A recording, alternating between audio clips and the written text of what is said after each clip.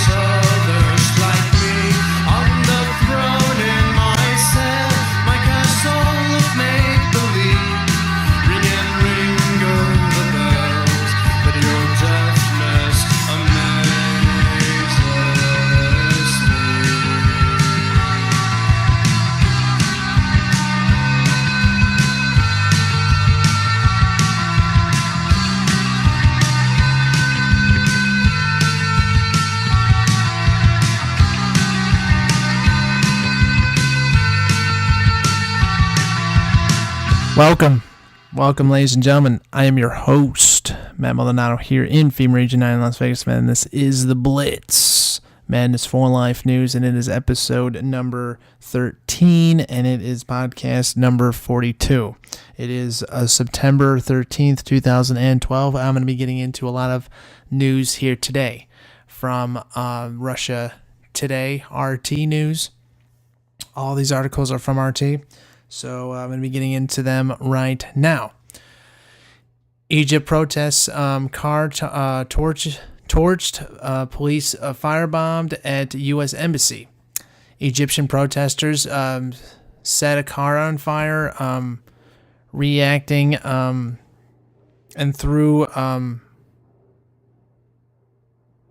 Molotov cocktails at officers outside the U.S. Embassy in Cairo on Thursday. Security forces formed a ring around the embassy and throw stones at demonstrators and sang Ring Around the Rosie. No, I'm kidding.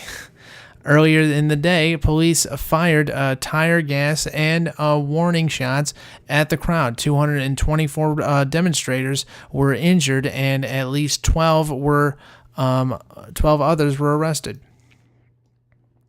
Tensions continue to mount as a crowd of protesters attempting to enter the compound are repelled by police. Egyptian President Mahad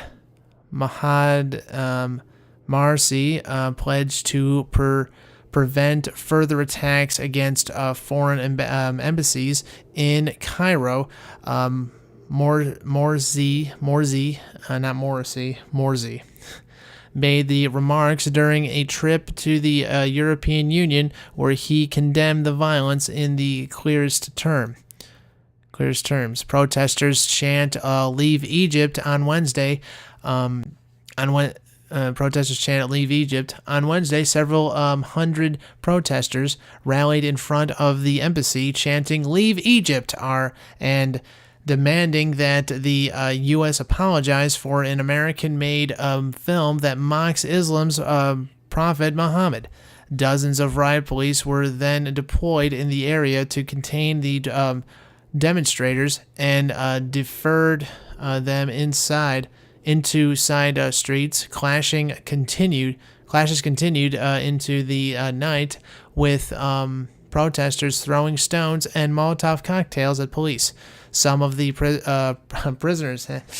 protesters were injured. A state news agency, MENA, MENA, reported.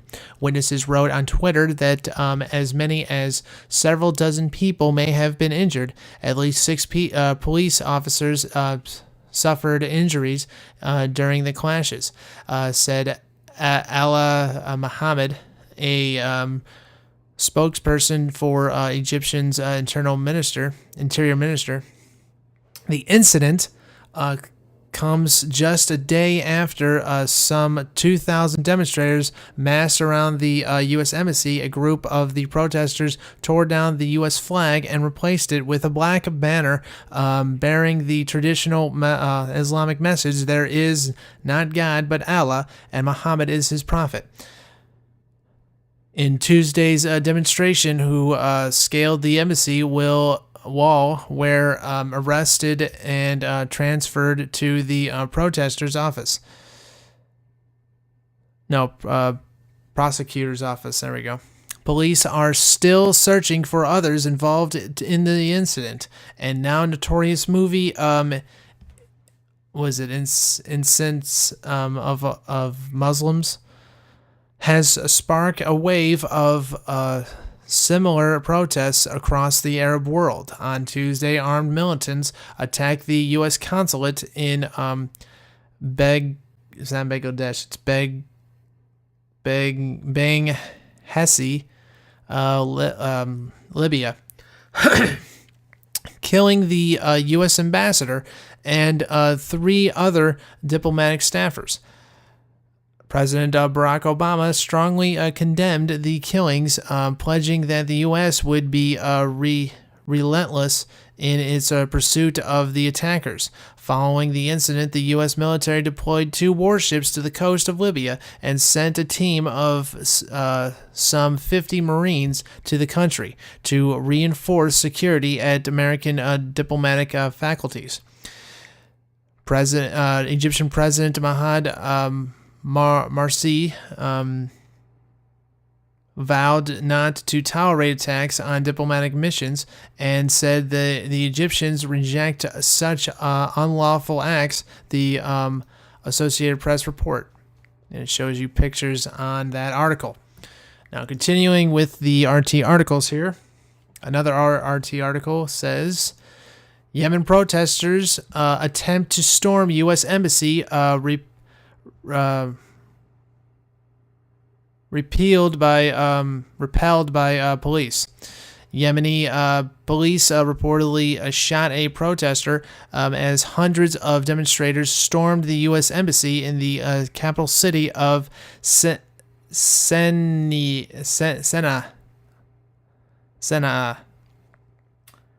Police forced the crowd to leave the embassy premises. Conflicting consulti figures have emerged. Chinese news agency reported that at least one person was killed in the clashes. Witnesses, while Yemeni embassy is Washington denied reports of fatalities. Embassy staffers were taken to a secure location, the Yemen Times reported. Plumes of smoke rose outside the embassy as protesters chanted "Death to America," witnesses reported.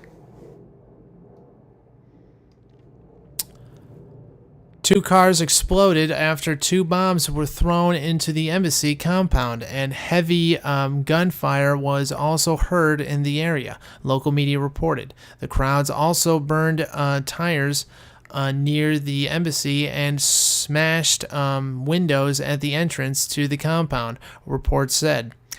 Security forces responded by deploying water cannons and were prepared to use them against the crowd. Earlier, the demonstrators had allegedly breached the embassy grounds but had been unable to enter the building.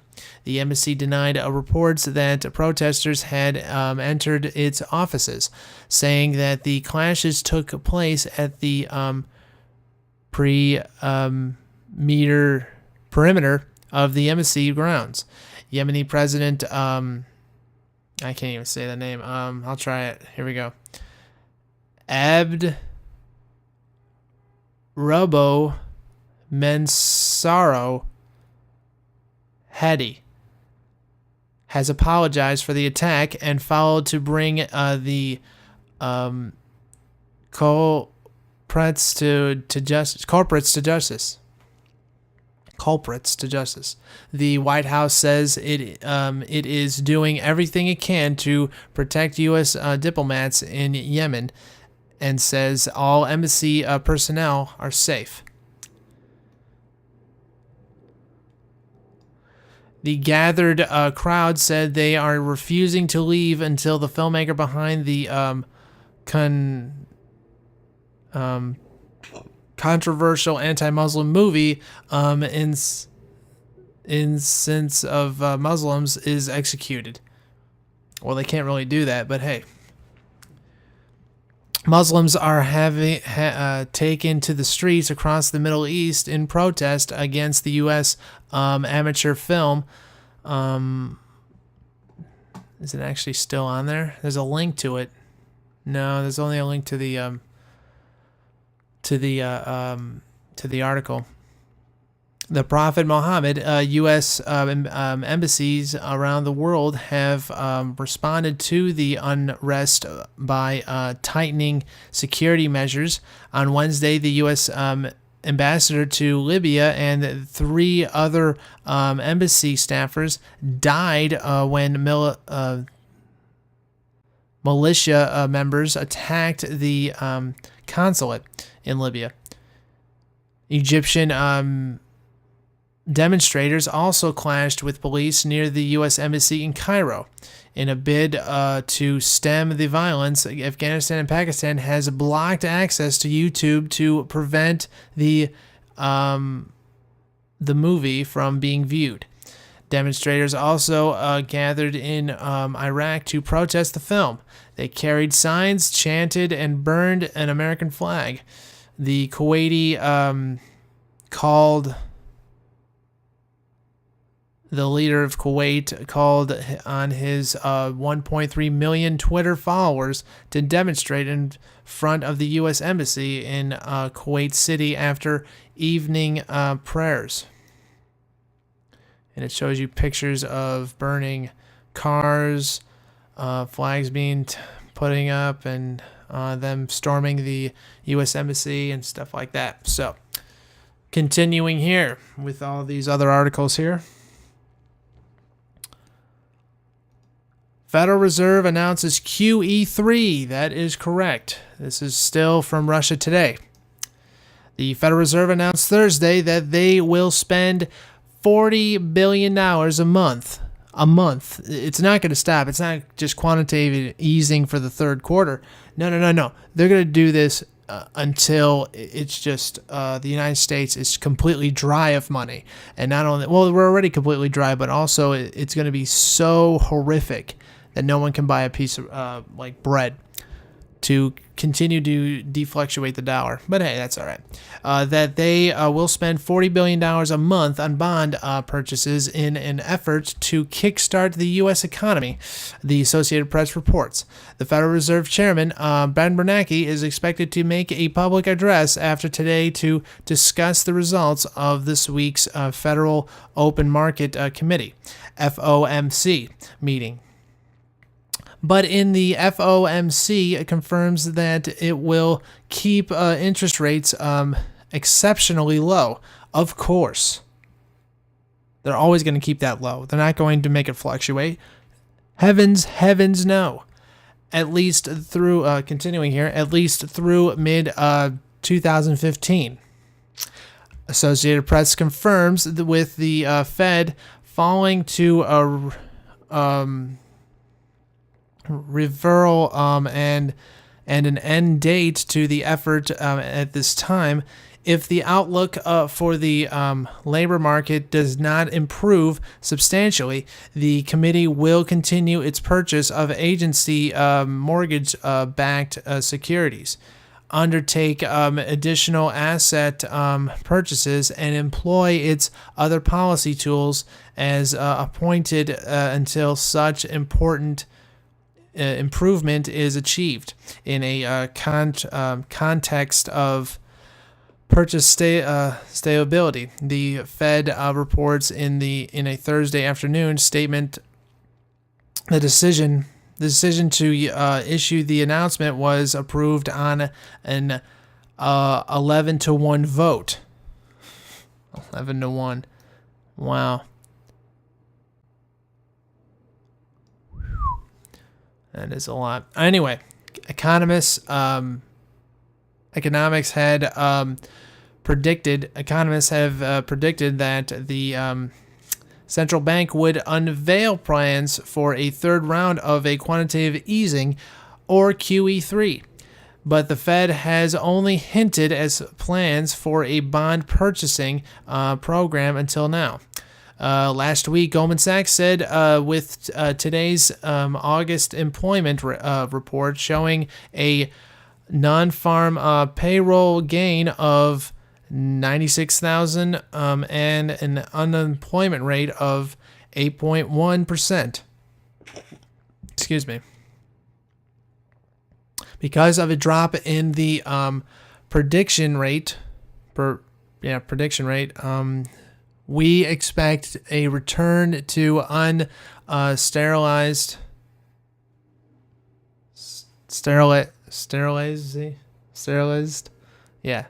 unsterilized and probably open-ended asset purchases at the September 12th, 13th FOMC meeting. Some critics, including investor Jim Rogers, who have arrested that previous rounds of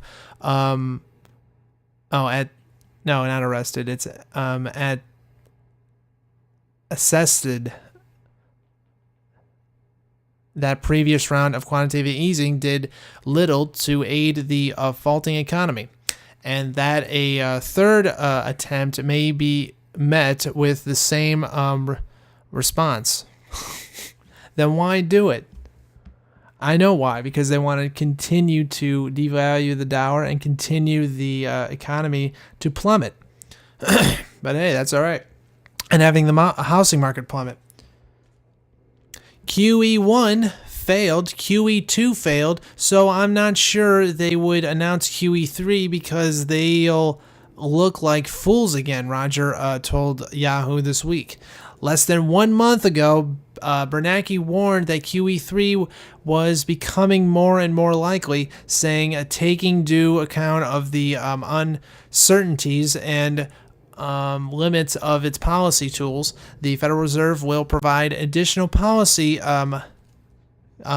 commendation as needed to promote a stronger economic recovery and sustained improvement in labor market conditions in a context of price stability.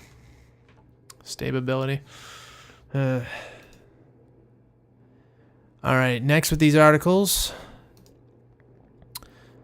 still from RT, Iran strike must be bigger than Afghan, Iraqi operations combined, in the report. Only a U.S. operation bigger than the invasion of Iraq and Afghanistan combined can stop Iran from its alleged pursuit of a nuclear bomb, even though they're not really in a pursuit of a nuclear bomb. They're more in pursuit of nuclear energy that's trying to actually give themselves energy for their economic... they're trying to be economically stable and survive. But hey, we don't want a country to be sovereign. We want them to be poor as every other country in the Middle East. It's ridiculous. Amend rhetoric from Israel. The rhetoric from Israel and the U.S. over military action against Iran. More than 30 former U.S. diplomats, retired admirals, and generals have assembled a report on the consequences of military action against Iran. The study will be released on Thursday. The AP received an advanced copy of the document sent to be released on Thursday, and reported that the analysts assessed the risk of a possible invasion of Iran, but provided no. What the hell am I? Provided no overall conclusion, or recommended course of action. Retired Army Lieutenant General Frank Carney, who endorsed the report, claimed that it was intended to stimulate thinking in the U.S. about the objectives of a military attack on Iran behind the obvious goal of hitting key components of Iran's nuclear program.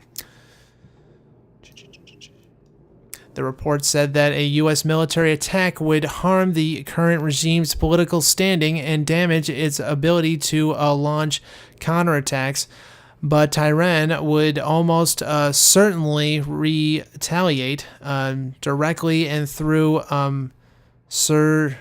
surrogates in ways that risked igniting all-out war in the Middle East. Well, not only that, they also have China and Russia as allies. But I think Russia's also not going to be their ally soon, but I don't know. Got to read up on that again. U.S. strikes could destroy Iran's most important nuclear faculties and damage its military forces, but would only delay, not fully stop, the Islamic Republic's alleged pursuit of a nuclear weapon. Clearly, there is some U.S. ability to do destruction, which will cause some delay. But what occurs after that? Carney said, "You can't kill entire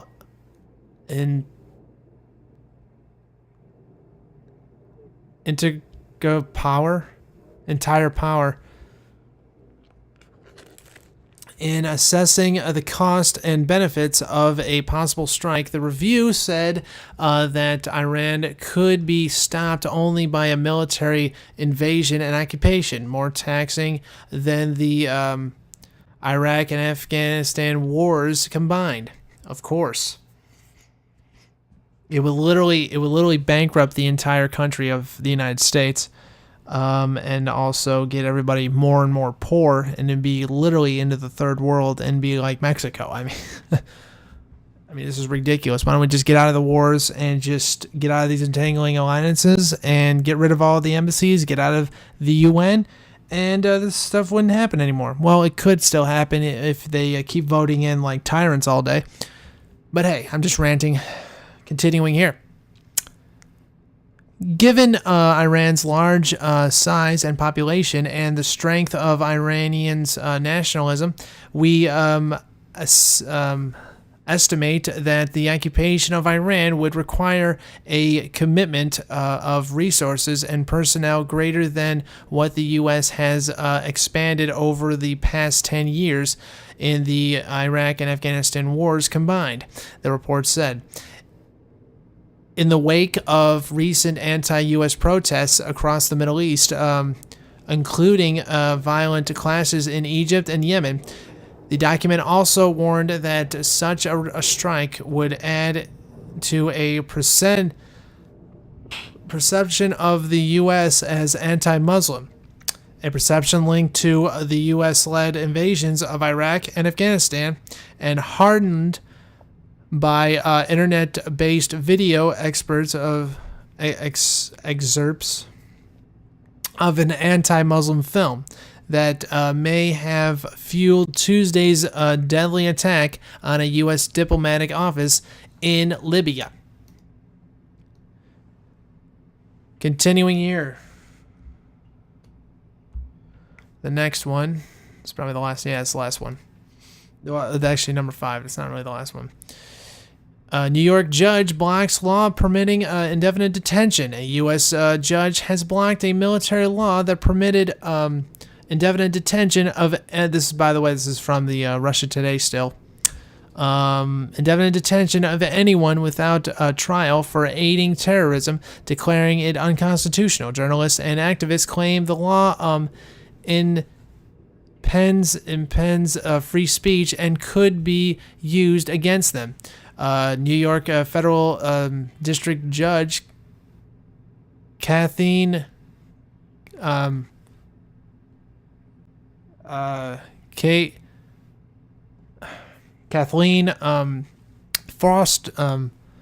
Forrest, there we go, said that the law affected anyone who provided so-called material support to organizations such as Al-Qaeda or the Taliban.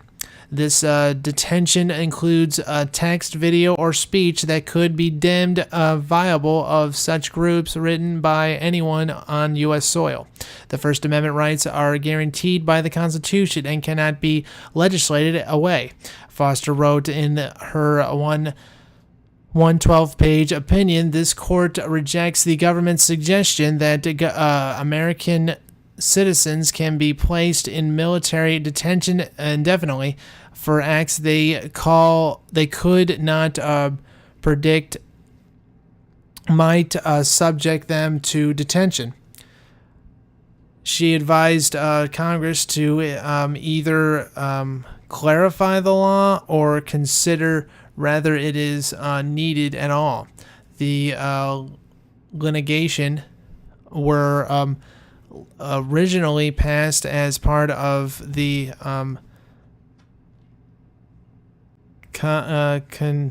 conventional 2012 National Defense Authorization Act, a 565-page military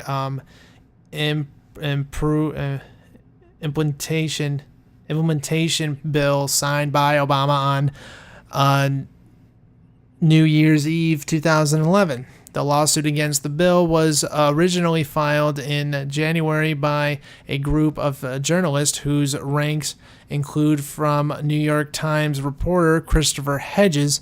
The group argued that Section 1021B of the law allows for the detention of U.S. citizens and permit residents solely on the suspicion of providing substantial support to Al-Qaeda or any other organization alleged engaged in hostilities against the United States. The law implies a vague language that does not define the meaning of substantial support, they said. Continuing here.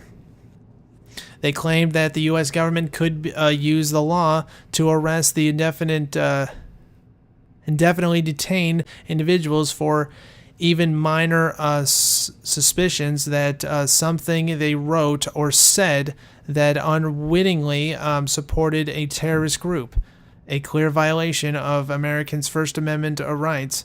The group was supported by left-leaning activists, including Michael Moore, Rachel Maddow, Naomi Wolf, Mother Jones magazines, and alternative TV station Democracy Now!, and many others who united against the controversial law. In many, Judge Forrest temporarily suspended the law to hear additional arguments from scholars, journalists, and political activists.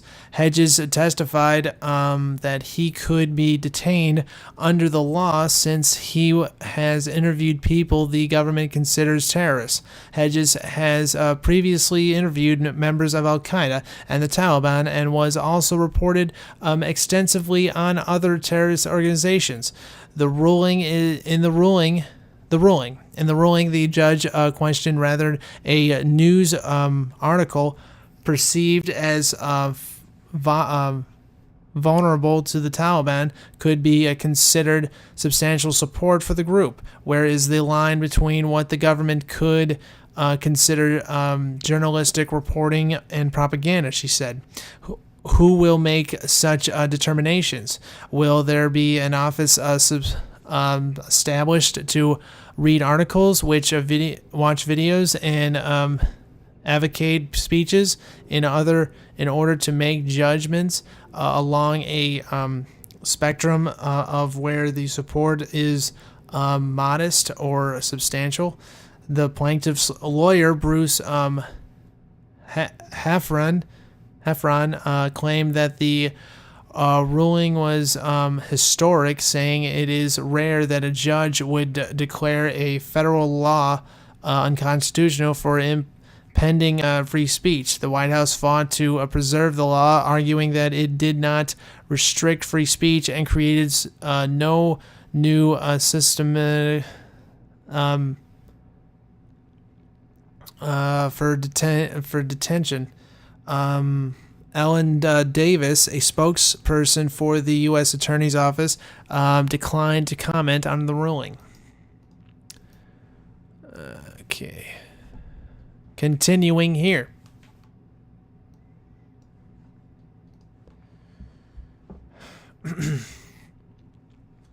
Nuclear time bomb. Downed K-27 submarine must be lifted out.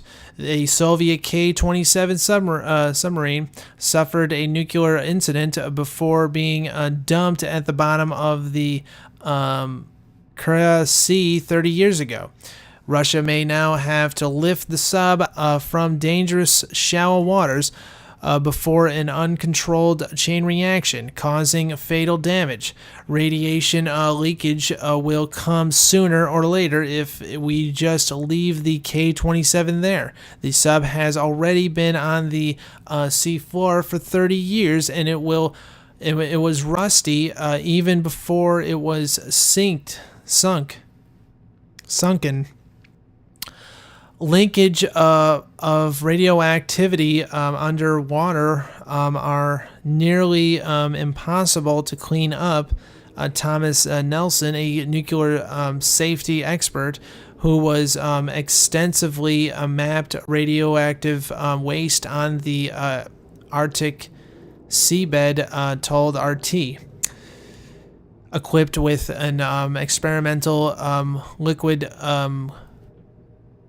coolant nuclear engine, the K-27 was ill-fated from its launch in 1962. It made only 3 voyages, the last of which in 1968 ended in tragedy.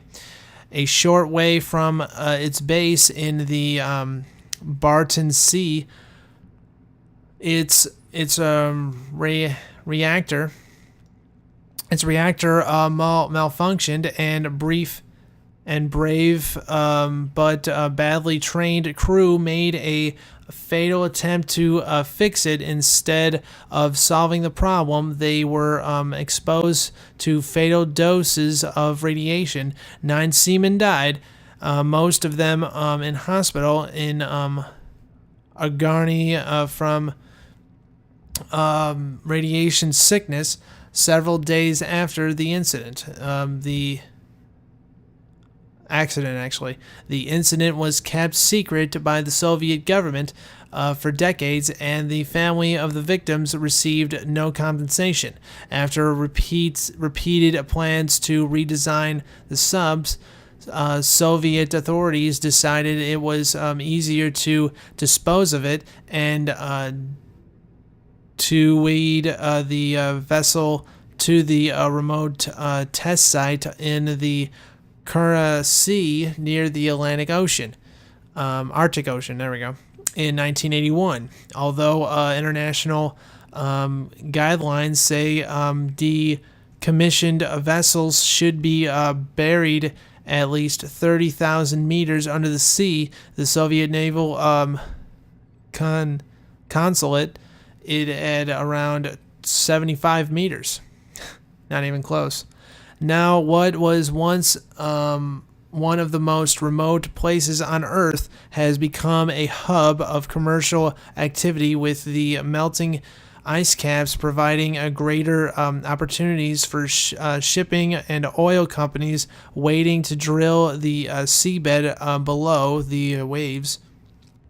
Earlier this year, environmental NGO Bellahane claimed that the submarine may be reaching critical status, and now a joint Russian-Norwegian expedition is studying the site of the incident. It is expected to publish its findings in the coming weeks. And it continues on from there.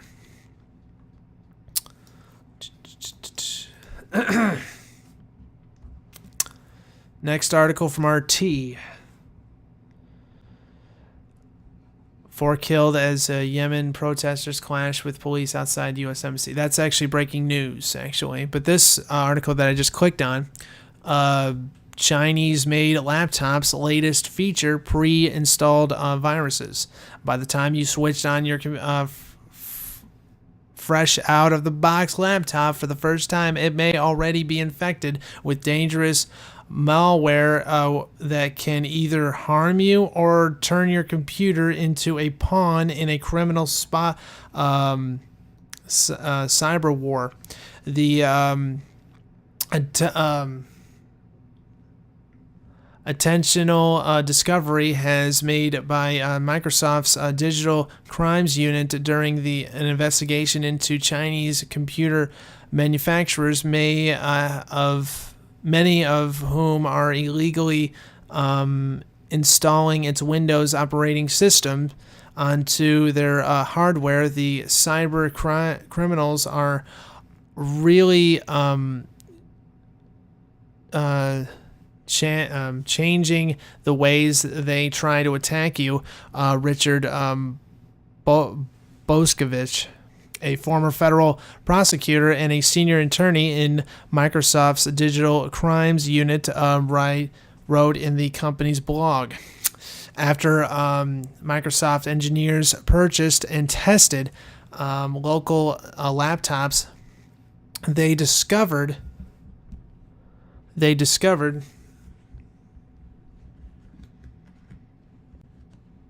There we go. I have to move my mic, sorry.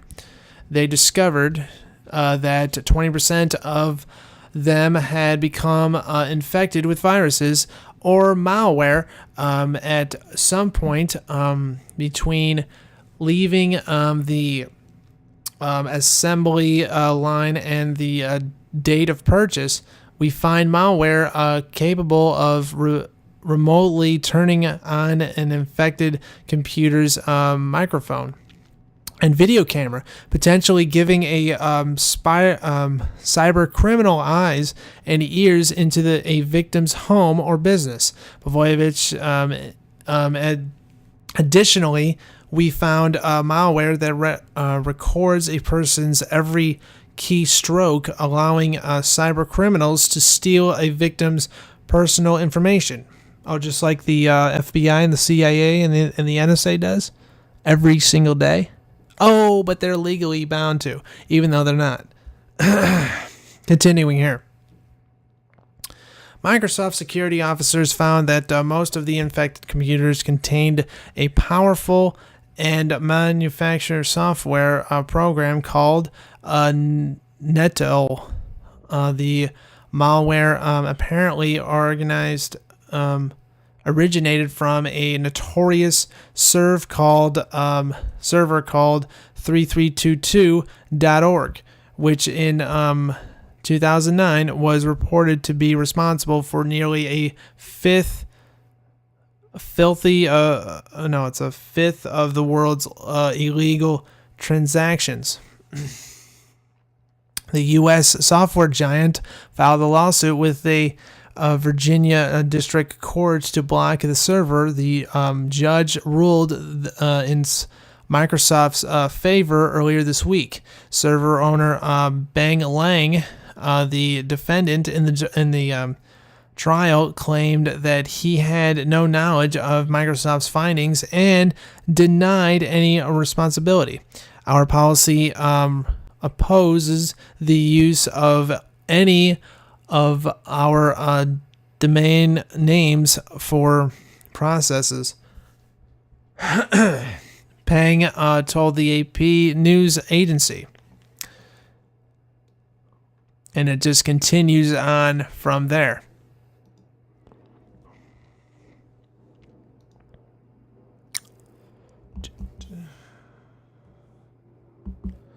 U.S. has supported Arab uprisings, and now it's blowback time. This is still from RT. America is finally reaping what it has sowed by helping NATO overthrow Gaddafi's Libya, with Al-Qaeda, by the way. Broadcasters and journalist Neil Clark told RT the government is losing its grip on Libya, Egypt, and the rest of the Arab world. He said Clark spoke with RT about the violent protest outside the U.S. Embassy in Egypt, Yemen, and Libya. RT, what's your assessment of who's behind the worst of this violence? Does it seem heavily orchestrated to you? Neil Clark, it does actually. Remember the old saying, you reap what you sow? The U.S. is really reaping what it sowed. Let's think back to February 2011. The U.S. took part with NATO in the attack on Gaddafi's Libya, bringing death and destruction. And they've created this violent situation. So while of course, we condemn the attacks on the U.S., consulted, and the murder of Chris Stevenson's. We've got to put this wider context, and this wouldn't have happened had NATO not intervened last year. RT, is there a session that the government's losing its grip on an angry public in Egypt, which has been a boiling point even since the uprising? Neil Clark. The government is losing its grip in Libya, in Egypt, and across the region. The U.S. is the party. It's been stoking all this up. The U.S. has been aggressively supporting uprisings across the region for its own interest, and now it's blowback time. Now Non-interference is the best way to go, really. RT, it's being reported that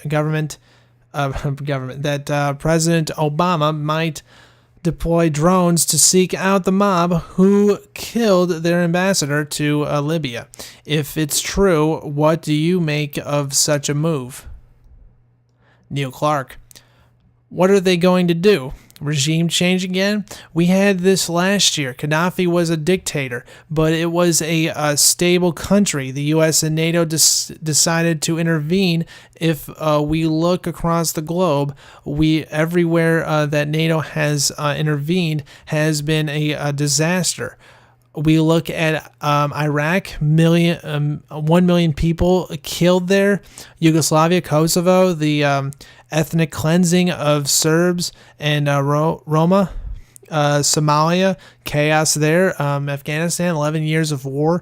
And yet we still get the same old people calling for intervention across the globe. When will they learn that it just leads to more death and destruction?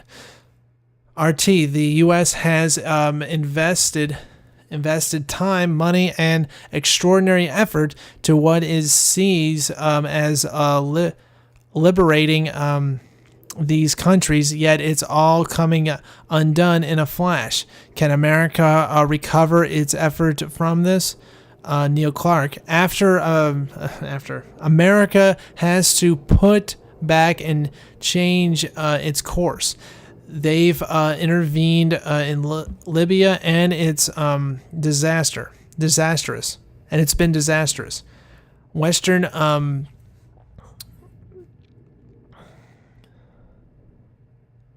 militarization are taking over the economy, of course, and its name in Egypt, but originally people pay the price, and I think we've got to change our course completely now after this, and it continues on from there.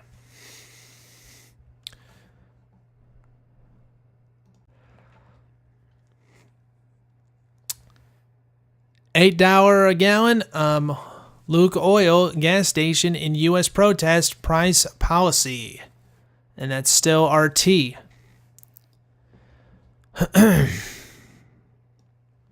Over 50 Lukoil gas stations in the U.S. have raised prices to more than $8 a gallon to protest the high prices charged by Lukoil North America that they say leave them at a competitive disadvantage and force them to pass on higher costs to customers. Sal, I can't even say his last name, of the New Jersey gas line, convince an automotive association said the protest, which started on Wednesday, was aimed at drawing the attention of customers to the challenges facing Lukoil dealers. Owners of Lukoil gas stations claim Lukoil is charging them above retail cost, leaving them unable to compete. Lukoil is Russia's second largest oil producer. Since 2003, the company has opened more than 500 Lukoil branded service stations in the U.S. The average gas price in New Jersey is $3.79. $3.79, according to GasBuddy.com. Sal says Lukoil sells the very same gasoline. The station is closed approximately of each other at different prices in order to game the market and compete with other gasoline brands. In doing so, the price may differ by as much as 25 cents a gallon, and place one retailer and the retailer's customers at an enormous disadvantage over another station, he concludes. Lukoil North America issued a statement defending its pricing practices known as zone pricing, which is said compiling with state law, and said the gasoline station association is encouraging public misstatements and ill conceived actions.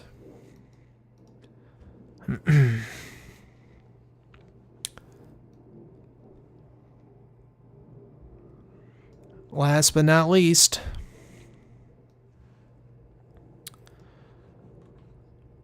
from RT again, world's oldest color home movie exposed.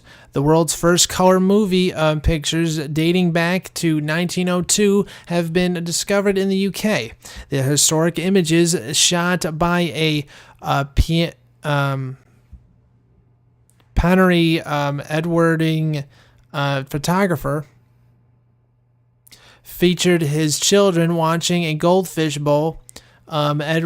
Edwards Turner's images reportedly remained untouched in an old tin for over 100 years and were uncovered by the National Media Museum in Bradford. It was previously believed that the earliest color film record dates into 1909 using the Kinemacolor Cinemacolor process. Scenes from Turner's short films span from about 10 to 40 seconds. About 5 to 40 seconds. focusing on London streets, and the photographs 3 children sitting around to a table looking at a goldfish bowl while playing with large sunflowers. The London-based photographer created a complex method of capturing moving color images, shooting black and white negatives through green, blue, and red alternating filters. Turner died of a heart attack in 1903 before he was able to perfect his technique. His footage was repeatedly passed on to a British-American film producer who teamed up with the British investor George Abel Smith. 3 years after the pair came up with a better color motion picture process, dubbed cinematic